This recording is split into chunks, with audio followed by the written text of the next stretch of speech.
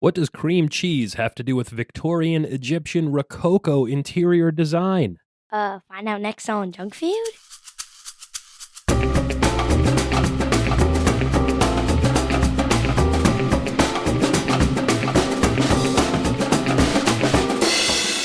Oh, yeah. Welcome to Junk Food, the podcast about junk food, where we rate and review mystery treats to determine which one will be the undisputed champion of snacks. I'm your host, Mike. Alongside me, as always, Alyssa. Hey, Dad. Hey, Liz. Well, I was not prepared for this. Hmm. All right. How do cows buy their clothes? How do cows buy their clothes? I don't know. No idea. With catalogs. Catalogs. Cattle, like heads of cattle. Yeah. Cows and And cattle. then I have another one. Oh, boy. Why did the journalist go to the ice cream store? Why did the journalist go to the ice cream store? Mm-hmm. What is an ice cream store? Ice cream shop? I don't know. Okay, well, why did the journalist go to the ice cream store? Because she wanted to get a good scoop. Oh boy. That second one wasn't too bad. Catalog? I don't know about that. Anyway, that was a dad joke, a joke you tell to your dad. If you'd like to submit a dad joke for Alyssa to tell me on the show, you can send it in to us via Twitter at junkfoodpod or via email to junkfoodpod@gmail.com. Liz, Yeah. welcome back once again to the world's yeetest podcast. Welcome back. We're hitting him with the Riz each and every week here on Junk Food. How's that? Good. You like that one? Yeah. I'm still working on that hit him with the Riz shirt. Yeah. He has to make a Wizard of Oz shirt also. Wizard of Oz also, yeah. That was a big hit with you last week when we talked about that. Mm-hmm. What else is going on? Lots of stuff. Yeah? Like what? I learned a new word in science today. Oh, okay. What new word did you learn in science today? It's decomfossil key, whatever that is. I'm sorry, what? It's something to do with science and like different words. It's like decomfossil key. Decomfossil key. Well, that's not the right word, but like it starts with a D. Yeah. Okay. It's a word that starts with D. So it's like when you're trying to find out what something means, so you go through this like key. And it's like, so say it was me. So like right now I'm wearing pink shorts and like a white shirt. So it said, if it's wearing pink shorts, that would be number 1. And it would say, next to it would say like go to number 2 or 3. And if you're not wearing pink shorts, go to number like 5. And then it would be like the scientific word for it. Oh, I see. So it's a key that's related to language. What does it have to do with fossils? Not fossils. Like finding the scientific word. Oh, and there is a special name for that thing. Yeah. Which you learned in school today. Yes. And then promptly forgot. Yeah. Yeah. There's another D word you taught me, deformistol, remember? Oh, yeah, deformistol. Deformistol. Also not a real word. Nope. How about, this is a D word that you might like. Friend of the show, Jen, was telling me about this the other day. Instead of just doing Off With Their Bread, where we talk about famous historical figures that were beheaded for treason, we could also talk about another D word, defenestration. Do you know what that means? No.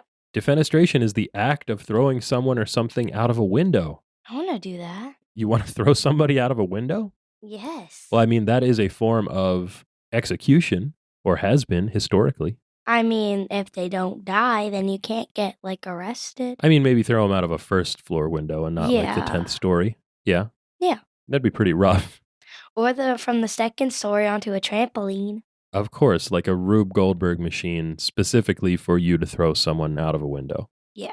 I could see that. Or a zip line from the window going into a pool. So you're going to throw them out of the window. They're going to grab the zip line and then ride the zip line into a pool. Yes. All right. This is starting to sound like an episode of Pee-wee's Playhouse. Wait, Dad, talking about the zip line, can we make the zip line go from this window to the pool? I think probably if we had a zip line running from our house to anywhere in the yard, your mother would defenestrate me, as a matter of fact. Throw you out a window? Yeah, for sure. 100%. She can't lift you. I don't know. Mom's pretty strong. You'd be surprised. Really? She's small, but she's mighty. Strong and petite. Yeah, that's right. And hey, Alyssa, speaking of Yes. things that are small but mighty, that reminds me of this week's snack. Up next on Junk Food, cheesecake. Yeah, Liz, what do you know about cheesecake? Well, it's a cake made out of cream cheese. Yeah, I mean, that's what it is now. Historically, it's been some other things. It's really just a simple layer cake that's made from some sort of fresh, soft cheese. Usually it has some eggs and some sugar in it. Sometimes it has a crust, sometimes it doesn't. Yeah. You had cheesecake quite a bit, haven't you? Yeah. I mean, as far as I can remember, you've always eaten cheesecake. Yeah. It was started like 4 years ago, though. Before that, I would like refuse to eat it because I thought it was just a big blob of cheese. Well, I mean, it kind of is. And in fact, that's why I didn't eat it when I was a kid. I don't think I started eating cheesecake until I was in like middle school. I distinctly remember there were some of those like youth sports fundraisers, for example, and people would sell frozen cheesecakes like door to door to raise money for new uniforms for their sports teams or something like that. Yeah. Whatever those were, that was the first cheesecake I ever had. We'd leave it out on the counter to defrost and it would stay there for like a whole day until it was super, super creamy and almost melty. Those cheesecakes, even though they were like super mass produced frozen things, were like incredible. They were so good, but I was missing out. I didn't start eating cheesecake until I was, well, older than you are now. Did you ever have one of those? Did I ever have one of what?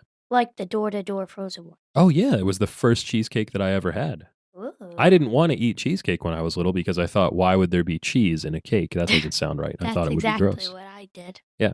Well, Liz, I was older when I had cheesecake for the first time. Cheesecake itself is a lot older than the treats that we usually talk about on this show. Like a lot. Yeah, like a lot. How old is the first written record for a cheesecake, Liz? When was that probably written down? The 5th century BC, Greece in a cookbook. Yeah, there was a Greek cookbook written by a physician about the art of baking cheesecake. Whoa. How about that? And there were some cheese molds that were excavated from the island of Samos, where I they thought used. that was like Samoa's.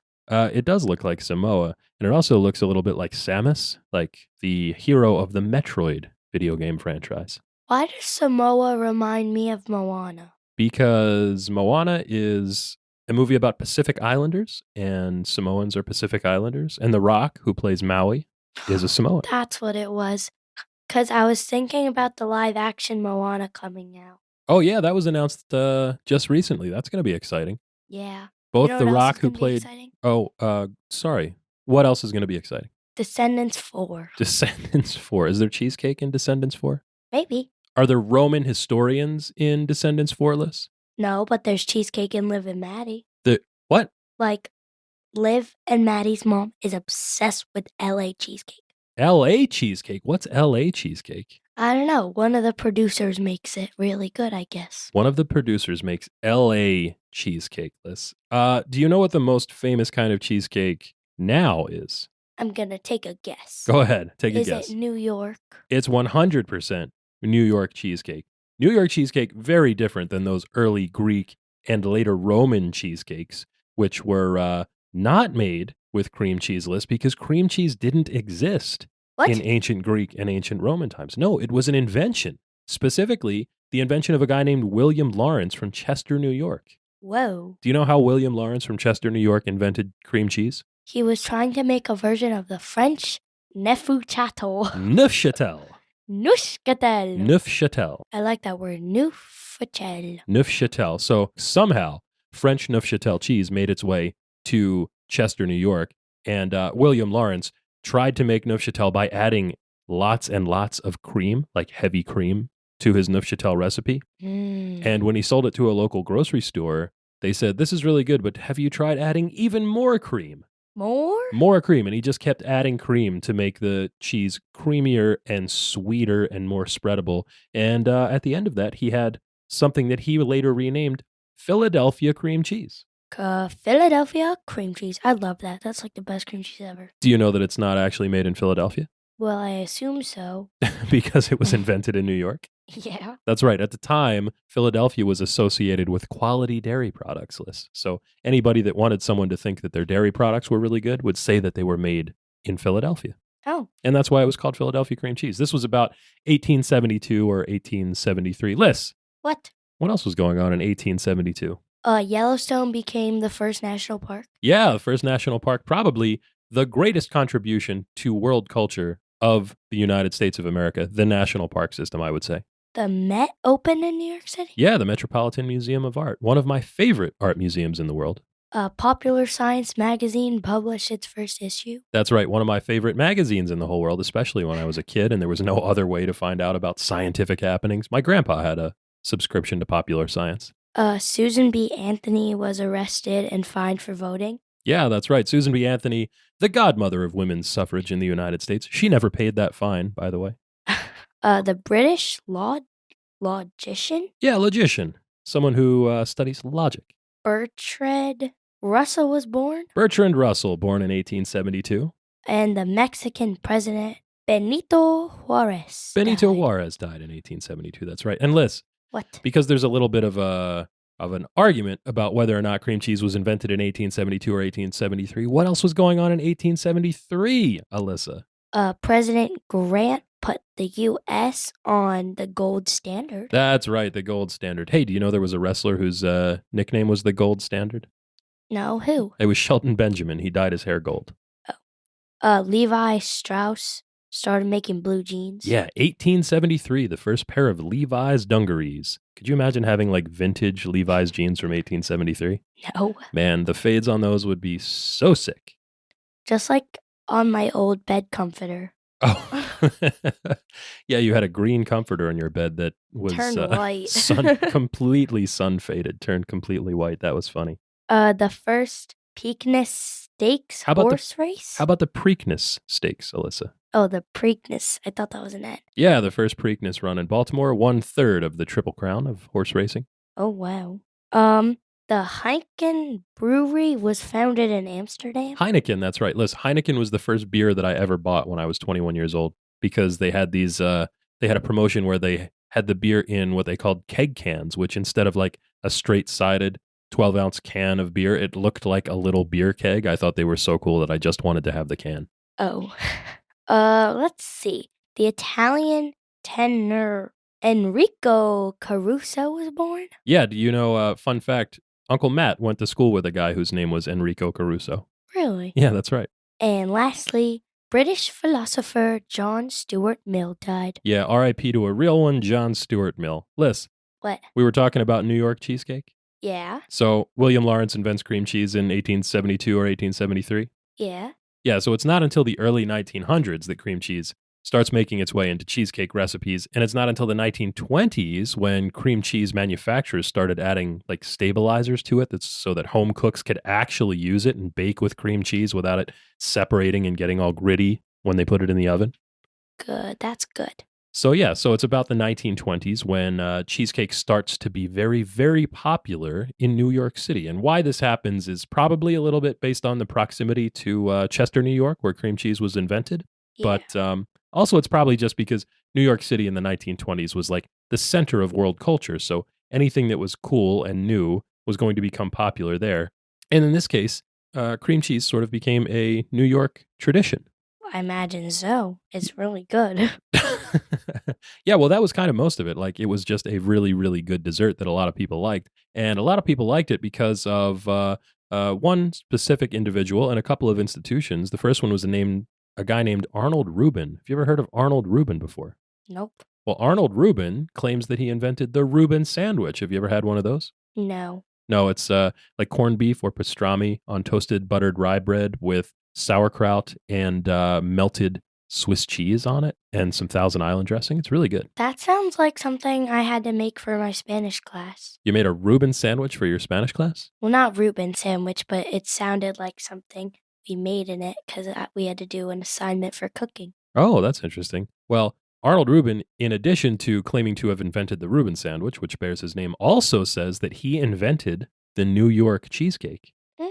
Yeah, so here's an interesting thing about that. Whether or not Arnold Reuben actually invented the New York cheesecake is neither here nor there. What happened next was the interesting part. There was this deli on Broadway and 50th. It was called Lindy's, which was run by some German immigrants, a guy named Leo Lindemann and his wife Clara. And what they did was they found out who Arnold Reuben's baker was, who was making these New York cheesecakes that everyone loved from his restaurant. And they hired that baker to come and make that cheesecake for their deli, Lindy's. Oh. Yeah, it's kind of an interesting thing. New York cheesecake is really just a regular cream cheese based cheesecake, but with extra stuff added to it, like heavy cream or sour cream to sort of stabilize the cream cheese a little bit. At Lindy's, they put it inside of a crust that was made of cookie dough. Oh. Nobody knew that until 1948. The LA Times published the recipe for Lindy's cheesecake. And then later, the Lindy's cheesecake recipe and Lindy's cheesecake itself became very, very famous because there was an author named Damon Runyon who started writing scenes in his books about a fictional deli called Mindy's. Sounds a lot like Lindy's, doesn't it? Yeah. Yeah, because he liked to go to Lindy's and eat there. And if you or anybody you know is into musical theater, you will know that there is a scene in a show called Guys and Dolls that Damon Runyon wrote. And there's a guy named Nathan Detroit who convinces another guy named Sky Masterson to make a bet on whether or not Mindy's sells more cheesecake or more apple strudel. So he liked Lindy's, he liked cheesecake, he wrote it into a play. That was like the equivalent of going viral on TikTok, but in the early 1900s, having a scene in a Broadway musical. I guess that seems like it would be a big deal. Yeah, it is. It was kind of a big deal. And the biggest deal in New York cheesecake right now is the cheesecake from a place called Junior's, Liz. I love Junior's. You love Junior's. I've never tried it, but But you love it all the same. Well, you've seen the cheesecake because they're very, very popular. Junior's cheesecakes are sold all over the world in stores. We picked ours up, the one we're going to try today, spoiler alert, from Walmart. You can get them at just about any grocery store. They sell them at Costco. You can find them frozen. You can find them chilled. Junior's cheesecakes are everywhere, and they are, Liz, a direct descendant of the cheesecakes that were pioneered by Arnold Rubin and the bakers at Lindy's, but with some subtle changes. Like the current standard New York cheesecake usually has some sour cream mixed in. Mm-hmm. It's usually inside of a graham cracker crust. Graham cracker, yeah. It's usually inside of a graham cracker crust. Junior's does not put theirs on a graham cracker crust. Liz, do you know what they put it on? No idea. A little piece of sponge cake. Oh. Yeah, and how's this for coincidence, Liz? Junior's currently sits on the same site where Lindy's used to be on Broadway and 50th and 51st. Whoa. Yeah, Lindy's closed eventually. Junior's took over that spot. They're sort of carrying on the tradition of New York cheesecake on Broadway. I want to be on Broadway. Well, maybe someday. I'll be rich. You want to be rich and on Broadway? Yeah. Well, what's the old saying, Liz? How do you get to Carnegie Hall? Is it Carnegie Hall? I have no idea. Well, anyway, the answer is practice. And we're going to practice eating some cheesecake in a minute. Liz, in 1973, the Village Voice said Junior's cheesecake was the best cheesecake in the material world. 'Cause we are living in a material world. Do you know I put that in that show note just so that you would do that? You know that we are living in a material world, and I am a material girl. Well, you're about to be a cheesecake girl, Liz. New York Magazine rated it the best cheesecake in New York in a blind taste test. At various points in time, the Wall Street Journal and People magazine have also called it the best cheesecake in the world. Junior's cheesecake came about, like we said, after the influence of Arnold Rubin and Lindy's. And there was this guy named Harry Rosen who opened a diner in Brooklyn called Junior's in the 1950s. He said that every good New York restaurant has to have a New York cheesecake. So guess what he did? What?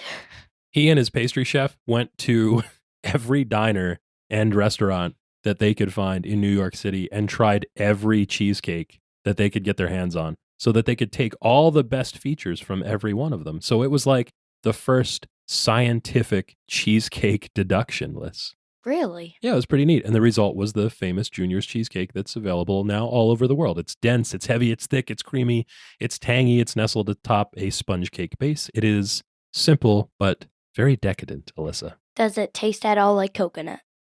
No, cheesecake, if it's done right, should not taste at all like coconut. I mean, there are lots and lots of different varieties of cheesecake, obviously, Alyssa. But like plain. But this is plain original cheesecake. The standard New York cheesecake is either a plain vanilla flavored original cheesecake. Or the strawberry. Or with a big mound of sort of gelatinized candied strawberries on top. Those are all really good. Did you know, Liz, there is a such thing as a Chicago cheesecake? I did not. Yeah, it's kind of like a New York cheesecake, but the exterior is baked a little bit more firmly. So it has sort of almost like a skin on the outside and then a creamy center. Yeah. There's a Pennsylvania Dutch cheesecake. It has fruit on the bottom. Ooh. There is, Liz, a Roman cheesecake that's served in Italian bakeries and uses ricotta or mascarpone instead of cream cheese. Is it true we might go to Italy? I have not heard that. So this is breaking news to me. Mom says in 2 years we're all gonna go. Mom says in 2 years we're all going to go to Italy. Yes, All like right.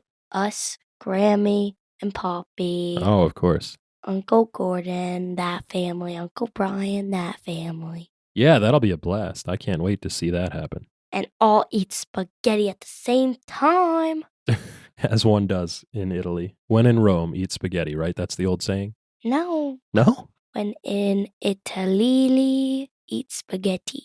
Of course. Liz, if we went to Spain, we could eat what's called Basque cheesecake. Is there like original cheesecake in Germany? Original cheesecake in Germany. I'm sure there is New York cheesecake available somewhere in Germany, yes. Okay, good. The Because we're about to Basque, get it. Liz, the Basque cheesecake from Spain is a crustless cheesecake that's baked really hot with no water bath. So the outside gets really, really dark, like almost burned, but the inside stays soft and sort of velvety creamy. Mm.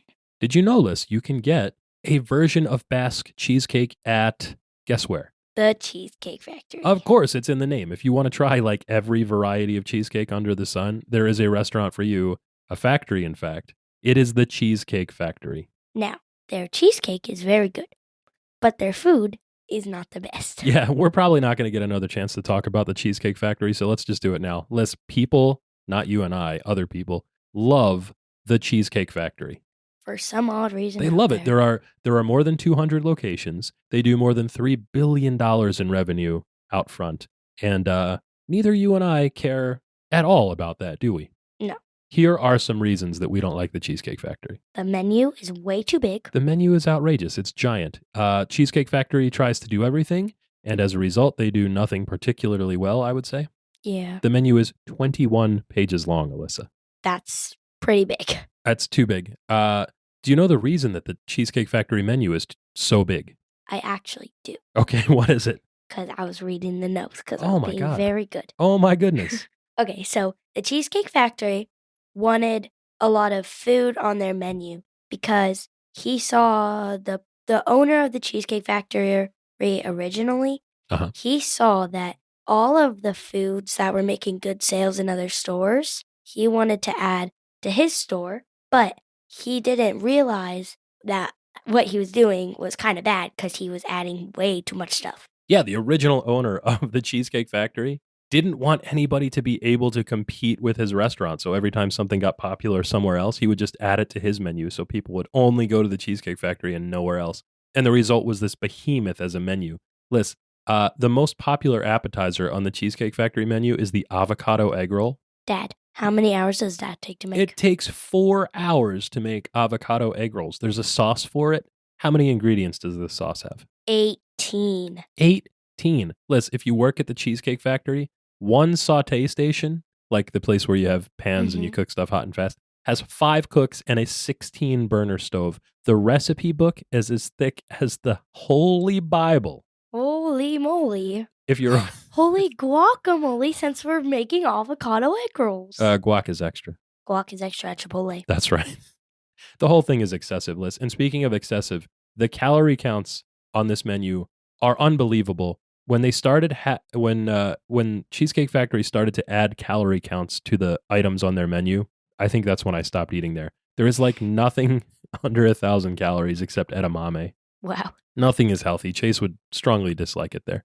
Yes. There is one item there, Liz. It's called the Bistro Shrimp Pasta. It has more than 3,000 calories. And 89 grams of saturated fat. That is like eating more than 5 Big Macs from McDonald's. I hate Big Macs. I hate all McDonald's. Oh, my goodness. Grosses me out. Well, you could have 5 Big Macs for one Bistro Shrimp Pasta from the Cheesecake Factory, if that were something that you liked. Well, if it were something I would like, I would definitely get that because I don't like shrimp. You know what else I don't like there, Liz? What? The decor. Oh, yeah, it's kind of depressing.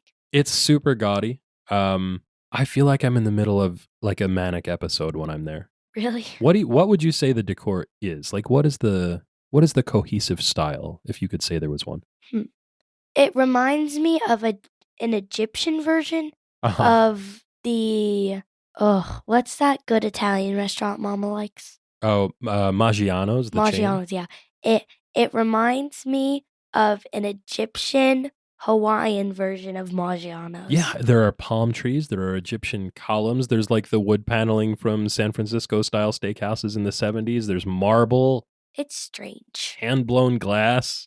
There's these weird murals all over the place. It makes me feel like I'm insane. List. Nothing makes sense in there. Yeah.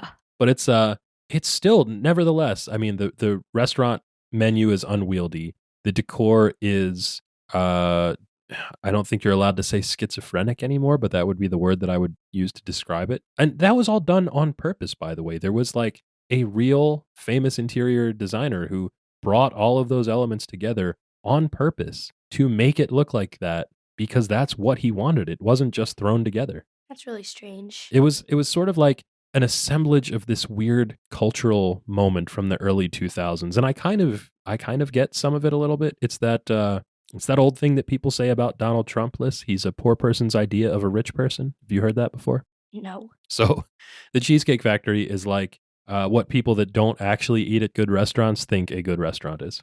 Oh. Yeah, it's at like the fancy mall. Teenagers go on dates there. Yeah. There's like a weird old guy sitting at the bar by himself, sipping a very sugary drink, usually. Yes. The first time I ever ate at a Cheesecake Factory, I was in Los Angeles. I had to walk there, Liz, because, yeah, the guy I was there with took our rental car and drove like 3 hours away and didn't tell me.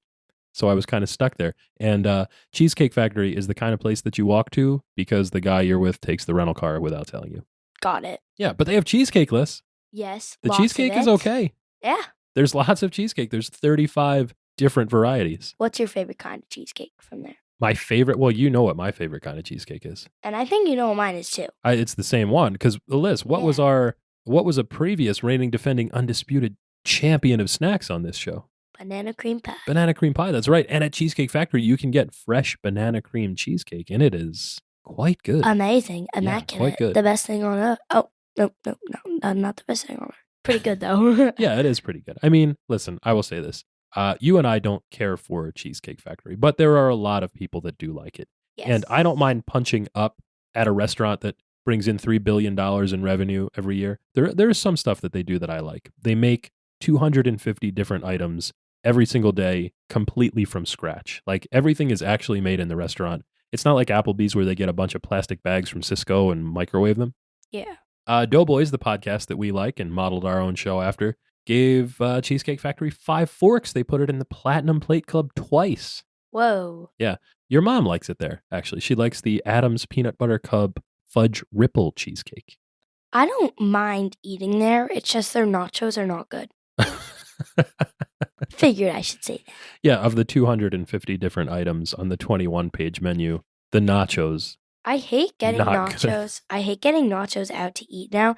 Ever since that like place down the road like messed my nacho experience up. Oh yeah. Well, that was, I mean, I'm willing to chalk that up to pandemic restaurant times because we waited like 2 hours for a plate of nachos that was clearly some chips and some cheese that had been sitting under a burner for hours. The better part of at least an hour and a half. Yeah, that was rough. It was cold. They were stale chips, and it looked like they have already been eaten. Liz, I think we're spoiled because we make nachos at home and we do them single chip style. But we make them really good. Yeah, every single nacho chip is constructed individually from all the components that we would put on the plate of nachos. This is like I forget who does it that way. It might be Ina Garten. It might be Martha Stewart where I saw that first. But yeah, take a look around. See individually constructed nachos. You may never go back. The other day we had nachos and my dad burnt the whole outside part. I burned one side of it because I left it turned into charcoal. I left it under the broiler a little bit too long to melt the cheese. It was kind of funny though. It was salvageable. Yeah. I didn't mind. The middle was fine. The whole outside of one chip was all charcoal dust. Yeah, that one had to get thrown away. But we ate the rest of it. Yeah, we did. It was good. And nachos, I would say, Liz, are like one of your favorite party foods, right? Yeah, Dad, what's one of your favorite things? One of my favorite things, Liz, my favorite part of this show is Alyssa reads the ingredients. So, Liz, tell me, what's in a Junior's cheesecake? Okay, so I got this recipe off of their, like, menu thing from above. Okay, great. So, let's hear it, kiddo. Let's see, what are the ingredients in a Junior's New York-style cheesecake? Cream cheese, pasteurized milk and cream, salt, carabine gum, cheese culture, sugar, heavy cream, egg, citric acid. Cake base is sugar enriched wheat flour, niacin, iron, thiamine, mononitrate. Oh my gosh, I say this different every time. Riboflavin? Great job. I still get it wrong. I can't get it right. Folic acid, cellulose, wheat, gluten, leavening, sodium acid, pyrophosphate, sodium bicarbonate, whey milk, salt, natural flavor, xanthan gum, guar gum, pasteurized, cultured skim milk, water, contains less than 2% of the following: cornstarch, soybean oil, eggs, milk protein, natural flavor, microbial rennet, and soybean Lecithin. lecithin. Yeah, Liz, there are a lot of ingredients there, but really when you break it down, It's just cream cheese, eggs, milk, it's cream cheese, sugar, heavy cream, and eggs that are going into the filling. And then the cake base is just your normal sort of like standard mass-produced sponge cake. But the rest is just all of the simple kind of stuff that you might expect in a very dense, very heavy New York cheesecake. And Liz, What? I think it's time to get to the rules of the game. I think so too. Junk Feud is a culinary clash to see which treat will be crowned the undisputed champion of snacks. It's a King of the Mountain style battle in which the reigning champ takes on a new challenger each week to see which snack reigns supreme. And Alyssa, Yeah. the reigning defending undisputed champion of snacks is... Butterbeer. Yeah, it's still butterbeer. It was surprisingly close last week, Liz. Closer, in fact, than I think I had ever imagined that it could be with such a pedestrian basic treat like Chips Ahoy. Yes. I think we surprised ourselves in a lot of ways last week. I think we did too. I mean, I never thought I would like crunchy Chips Ahoy over chewy Chips Ahoy, and yet here we are. Me either. So, Liz. What? With that said, could we be in for a surprise this week? Maybe. Well, let's find out when we introduce our challenger. Today we're trying cheesecake, and not just any cheesecake, of course, Lissa, but the most popular modern cheesecake in all the land. Junior's New York cheesecake. We picked this up from a local shop here in New Jersey. It was about $20 for a small cake. If you get it at Walmart, it's like $13. Like I said, these things are available anywhere. And you are getting ready to dive into this. But Liz, what? we have an added surprise. No. Yeah, we've got the classic original cheesecake from the Cheesecake Factory. I just want to eat this now. I picked up some Cheesecake Factory cheesecake on my way home from work because there's one at the fancy mall right across from work. Take it on out, Dad. Well, I guess we can say this then, huh? It's crunch time. Crunch time. We rate our snacks using a tier list from sprinkles to fun dip, so snacks can be graded A, B, C, D, or F, with the very best treats earning the elusive S tier ranking. The following contest is scheduled for one serving. One serving. And is for the undisputed championship of junk food. Let's start with Juniors. You already have some on your fork, like ready to go into your mouth. You are testing the texture. So the Juniors cheesecake that I picked up came frozen. It came in a little tiny box because it's just a small, like, I think it's a 6 or an 8-inch cake. I think it's the 8-inch cake. It is very creamy. Very. I left it out on the counter for about 8 hours today, as instructed on the box. It does have a very iconic look. The box is a little square cardboard box with a cellophane window on top. It's got orange and white striping on it to make it look, I don't know, like old-fashioned, huh? All right, ready? And you are ready to just dive right in. Let me see. Just quickly smelling this before you eat some. It has the cream cheese tang, doesn't it? It really does. Yeah, it really does.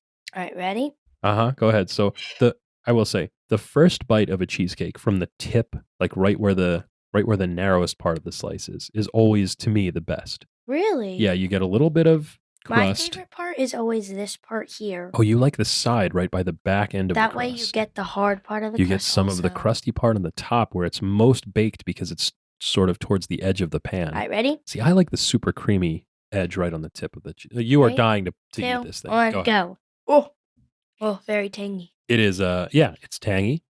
It is creamy. It is eggy. It is sweet. It is, as usual, very, very dense. I have never had a cheesecake with a sponge cake base, and I think, I don't know, Liz, it's not doing much for me. Mm-mm. The cake base is like super perfunctory. If I had to guess, I'd say it's just it's sort of like a manufacturing affectation.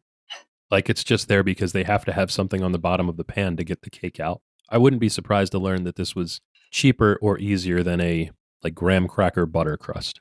Yeah, it's okay. Yeah, Liz, I'm surprised. It's a little bit. It seems dry, if that's a thing you can say about a cheesecake, like almost a little crumbly. It's way too cream cheesy for me. Well, I have bad news for you then, kiddo, because that's what cheesecake is. I'm gonna take a bite from that back edge to get a little bit of the like well done rim there. I think that part's better than the front on this cheesecake, at least. Yeah, you know what? I agree with you. I think that was the better bite. I will say there's also sort of like, it's hard to describe, but the flavor of this is just slightly off from what I would expect of like a freshly baked cheesecake. Like, you know how Yeah. we made one for mom's birthday this year and we made it at home and we used a little bit too much lemon, but it was really good really other than that. good if there was like less lemon. Yeah, that was from a recipe by YouTuber Brian Lagerstrom. That's actually a really, really simple but really delicious cheesecake recipe. Check that out if you get a chance. I don't know. There is like a strange. There's some sort of flavor in here that I can't quite place. That might just be like, I don't know, mass production factory food flavor. You know, like sort of almost plasticky a little bit. Ugh, my stomach is bubbling. Already from one bite of. Well, Ugh. you ate like half a piece here. So much dairy. Well, speaking of so much dairy, Let's try our challenger. let's try the Cheesecake Factory original cheesecake. Now, a little spoiler. I've had some of this already. Yeah, so I brought this home because we were expecting to record the show the other night, but we had to delay for a day, and you and your grandmother decided that you would sneak into the fridge late at night and eat half of the cheesecake that we had for the show. So luckily, we only need a bite here. But a quick note on the packaging for Cheesecake Factory. I like the little to-go cheesecake Box. container that they have. Yeah, because it's segmented inside. It's got a little textured part that's sort of like in that wedge shape where the cheesecake slice itself goes. I really like their crust. I like how it's like that. Yeah, that's it. It's a good buttery graham crackery crust. You are eating a crust bite first. Wow, unprecedented. I also like that the Cheesecake Factory has that fresh whipped cream machine where they drop a big dollop of whipped cream into the container. So that's nice. This one also has what looks like sort of like a vanilla glaze on the top of it.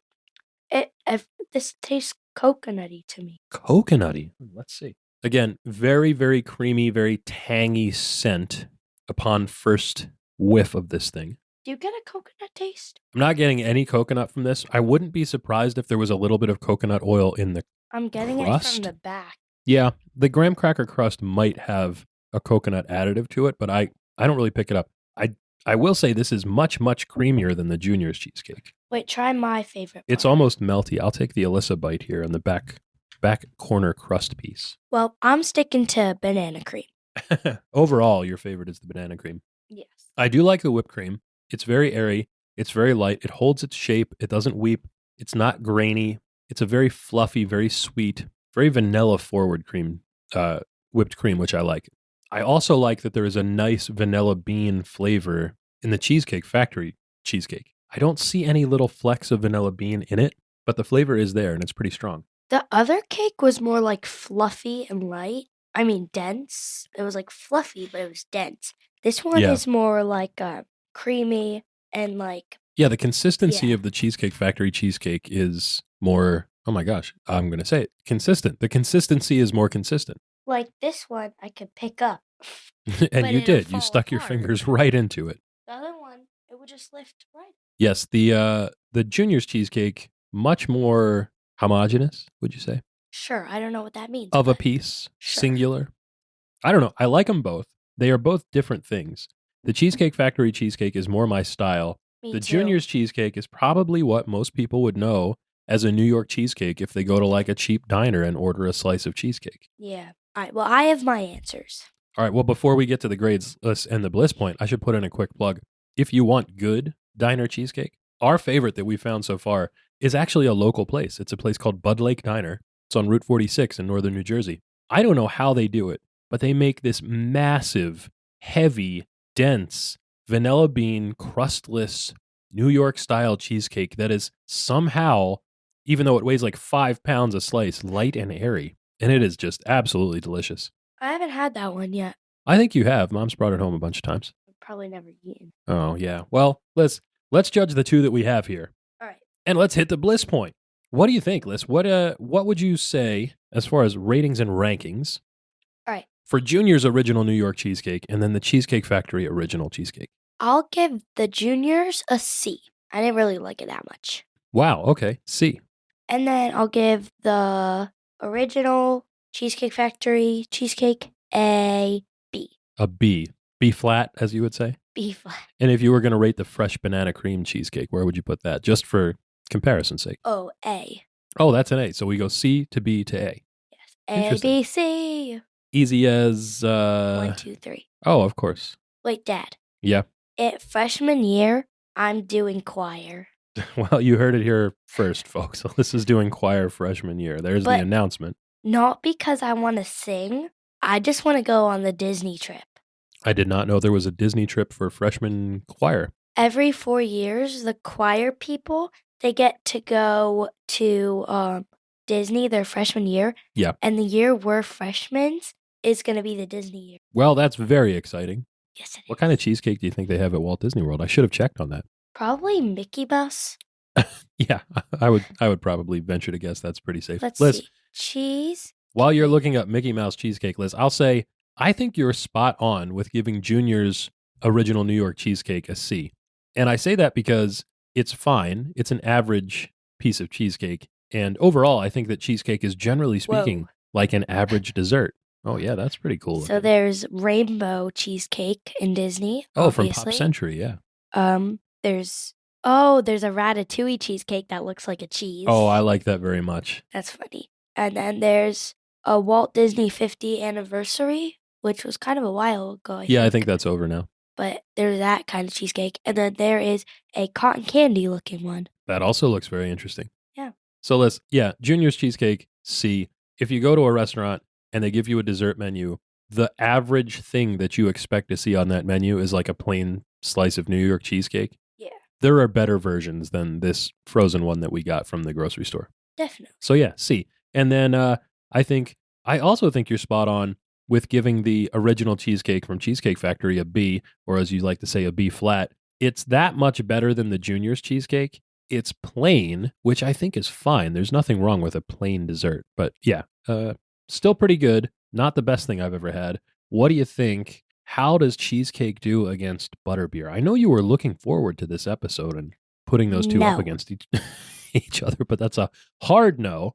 So, I mean, yeah, I can't say that the special alchemy in the butterbeer is still going to win out over what we've got here, which is a mediocre piece of cheesecake from a freezer section, and then like maybe the best one that you can get at a fast casual restaurant. Yeah. Or a casual sit-down American restaurant, I should say, not fast casual. So, I mean, I guess that sums it all up to say that your winner and still reigning defending undisputed champion of snacks is butterbeer. Butterbeer. Let's get to the Oreo rule real fast. There's no new Oreo this week, but we know there's one coming up, so stay tuned to that. We do have some Oreo news, Alyssa.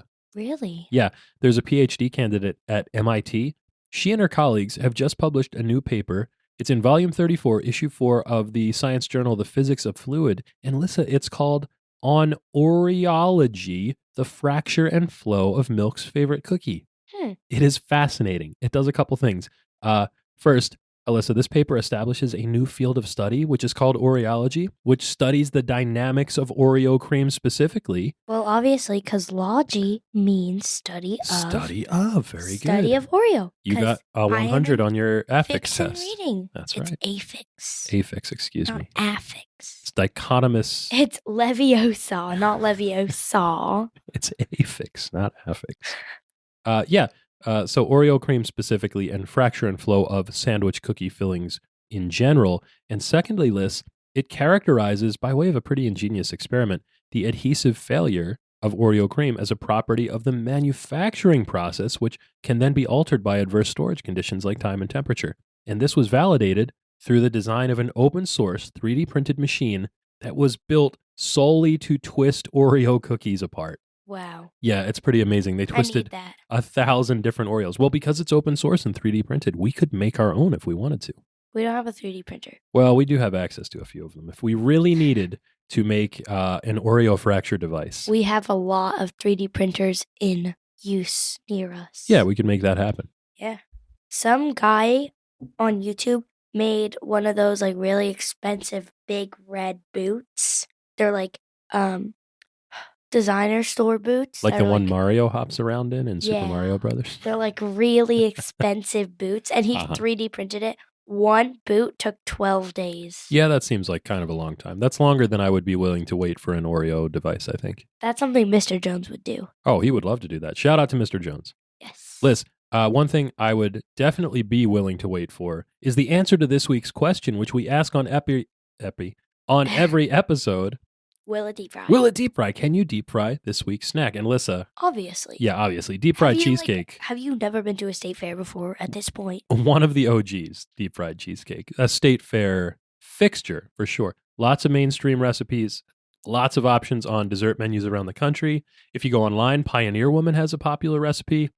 Famous YouTuber Joshua Weissman makes a fried cheesecake. Paula Deen, obviously, in on the fried cheesecake. I think, Liz, this is one of the few deep fried treats that we talk about on this show that actually makes sense. Mm. Yeah, because it changes up the snack almost completely. It's not just a regular piece of junk food that's wrapped in cheap batter and deep fried. It is a graham cracker coating that gets very crisp and toasty on the outside. The cheesecake filling itself on the inside gets all molten and gooey, contrasting flavors and textures. We probably should have tried deep fried cheesecake instead of this Junior's thing, huh? Yeah. Yeah, anyway, 5 stars. I'm reading the back of the box. Oh, you're not going to want to do it then. No. Because it's time to check out the back of the box, a weekly segment where we play a little game. Alyssa, would you like to play a game? No. You don't want to because this week's segment is Try Hard. On Try Hard, we try snacks we know we won't like. Yes, and because this is the 3rd time we've done Try Hard, this is officially Try Hard 3, Try Hard with a Vengeance. Liz, what are we going to try today? I thought that word was veganese. Vengeance, not veganese. I'm pretty sure what we're about to try is not vegan in any way. Okay, so, there's no way. Anyway, this is a new flavor by Van Leeuwen. Van Leeuwen. The New York City-based scoop shop that began life as a food truck helped by 3 friends in Manhattan. Yeah, we're going to try some ice cream today, listen. We're not just going to try any ice cream. We're going to try one of the innovative Van Leeuwen flavors. You've had some of the other ones, right? Yeah. Yeah, we've had like honeycomb, there's Earl Grey tea. They had milkshake and fries flavored ice cream. We're going to try their newest weird flavor today, Liz.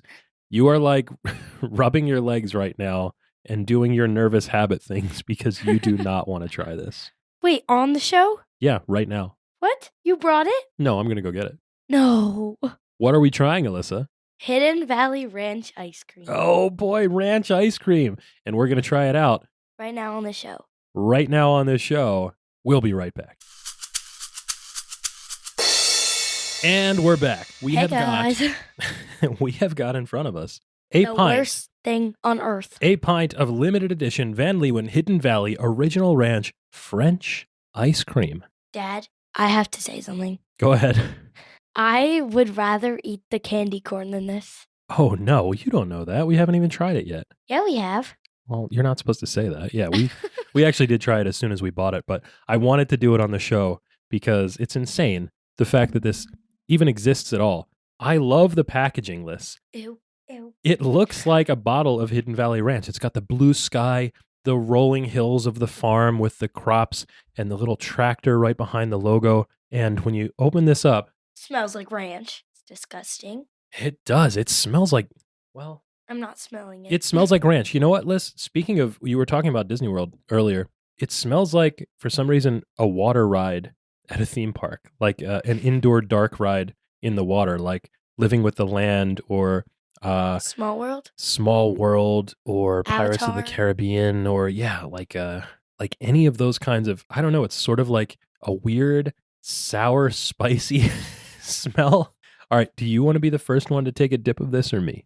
Maybe I just won't try it. I'll just say my initial thought. No, you're going to try it on the show. That's what Try Hard is all about. So go ahead. It looks just like plain... Ew. No. You dropped a scoop of ice cream on your computer. Great job. Ew. My computer's going to smell like that. I have to go wash it. It just looks like vanilla ice cream. It's white. It has some barely perceptible flecks in it that in vanilla ice cream would be vanilla bean flecks. But in ranch, it's like herbs. Probably, yeah, herbs and spices, dill and parsley. I've got a big spoonful here. It smells weird. It does not smell like any ice cream I've ever had. It's tangy and sour and spicy, and here it goes. It's going in. You can. I believe in you. More than that, that's not. Dad. Nope, that's not going to do it. All right, that's close enough. Okay, so. I can't. Yeah, you can. You're doing great. Oh, you're in tears, actually. You can do it. Well, now I'm going to have to cut this all out of the show. I don't like it. Well, we're going to have to write to these people and tell them that this ice cream is so bad it made a child cry. Oh my God, I can't believe you're actually crying. I mean, you're laughing at the same time. Oh, that was the worst thing ever. I don't hate it as much as you do, obviously. Tell me about how it tastes while you're wiping those tears away. Oh my God. That was the worst thing ever. It gets an F-. F- from Alyssa. It's weird, isn't it? Yeah. Like it's salty and it's spicy and it's herby. And all of those are things that shouldn't be in an ice cream. It's cold, obviously, like ice cream. But it's also cheesy and tangy, sort of. Uh-huh. I don't know. It's weird because it should work because ranch is already like a creamy dip. So all you would have to do in theory is have regular ranch dressing, but really, really cold. But because this adds a sugary, custardy, eggy base for French ice cream, I don't think it works. What's your rating? Well, you obviously don't think it works. What's your rating? Well, you said F-. Yeah, F. This sucks hard. It's not good. It's a novelty for sure. Ew, don't put it closer to I did, me. you know what? I did dunk a carrot in it, and even that was bad. Yeah. Yeah. I mean, better than a regular, though. I don't know what we expected here, honestly. I don't know what you were thinking doing this again. I wanted to try the ranch ice cream. Dad, it made me cry. It did make you cry. I feel sort of bad about that. But you were laughing while you were crying, so that was okay. It's like a happy cry. Mm-hmm. Like when Kevin Owens and Sami Zayn won the tag team titles at WrestleMania. A happy cry. Not that happy of a cry. Yeah, they're French-Canadian. They wouldn't know what ranch dressing is anyway. Listen, Liz. They're Canadian. That means they're always happy. Kevin Owens maybe not always happy. Sami Zayn usually pretty happy. And didn't he turn like a bad guy? Kevin Owens or Sami Zayn? Sami Zayn. He did, but now he's good again. Yay! Hooray. I think he was good the whole time. He was just misunderstood. I rubbed the part that was on my computer on my leg, and I'm getting a reaction. You're getting a ranch rash. That just shows how bad it is to me. It gives me allergic reactions. Well, let that be a lesson to all of you out there. Do not rub ranch ice cream into your skin. Yes, don't do it. It will leave your skin in very poor condition. And hey, Liz. Yes. This podcast should reach you in excellent condition. Satisfaction guaranteed. Or your money back. If you've got a question for us, you can write to the address on the label. That's junkfoodpod@gmail.com. Any final thoughts, Alyssa? I've had way too much dairy today. Yeah, the cheesecake was not as good as we wanted it to be. The ranch dressing ice cream was awful. The worst thing ever. But we had fun. That is so much worse than the candy corn. You would rather eat the hamburger candy corn than this? I would rather eat 10 at a time. Oh, no way. Well, I mean, I guess we'll have to do that on the next show. That'll be No. Alyssa's I got rid of the bag. Food Showdown. I gave them to Dean. We got rid of that. Shout out to Dean. Yes. Liz, this podcast has contained your recommended daily allowance of fun. For more, go to Twitter, Instagram, or wherever you choose to be social and find us at Junk Feud Pod. You can watch fun-sized reviews on YouTube, buy our merch on TeePublic, and don't forget to catch all the snaction each and every week wherever you listen to podcasts. Until we see you again, for Alyssa, I'm Mike. Pasta lasagna. Don't get any on ya. Bye. Way too much dairy.